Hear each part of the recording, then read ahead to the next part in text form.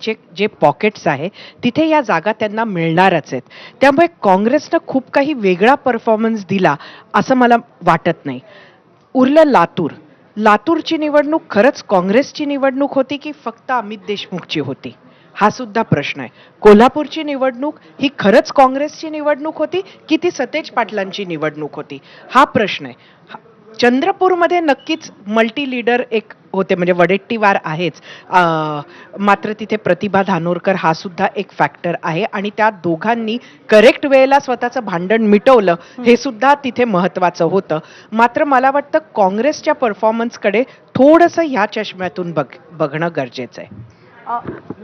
नाही, मला म्हणजे एकाच वाक्यात जर सांगायचं तर काँग्रेसला कदाचित अपेक्षाही नव्हती एवढं यश या निवडणुकीमध्ये मिळालंय. नागपूर सारख्या ठिकाणी म्हणजे आता काँग्रेसची अवस्था म्हणजे सगळं अशी गलित गात्र अवस्थेमध्ये काँग्रेस गेल्याचं जे चित्र आहे त्या पार्श्वभूमीवर जवळपास 33-34 जागा त्यांना नागपूरमध्ये जिंकता आल्यात.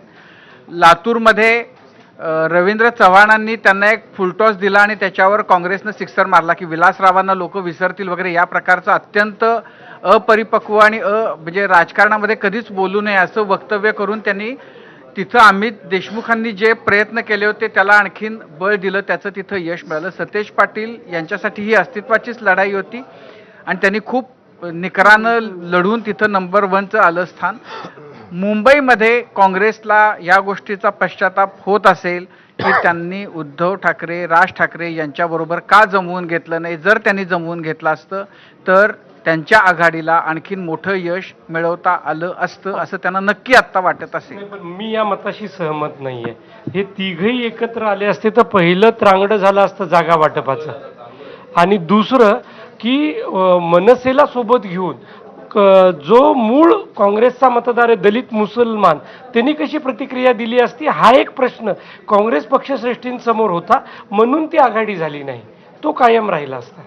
खरं आहे. त्याच्यामुळे काँग्रेसच्या परफॉर्मन्सबद्दल हे अनालिसिस होतं तिन्ही मान्यवरांचं आणि अनेक मुद्दे खरं म्हणजे समोर आलेले होते. पुन्हा एकदा आपण मुंबईतलं चित्र सांगून या बुलेटिनमध्ये आपण रजा घेऊयास. भाजप 87, शिवसेना 27, 114चा मॅजिक फिगर सध्या तरी आहे महायुतीकडे.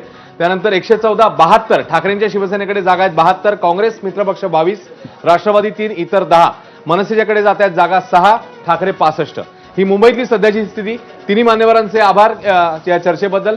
आणि या बुलेटिनमध्ये या महानिकालाच्या महाकव्हरेजमध्ये आता इकडे एक छोटासा ब्रेक. पाहत रहा एबीपी माझा.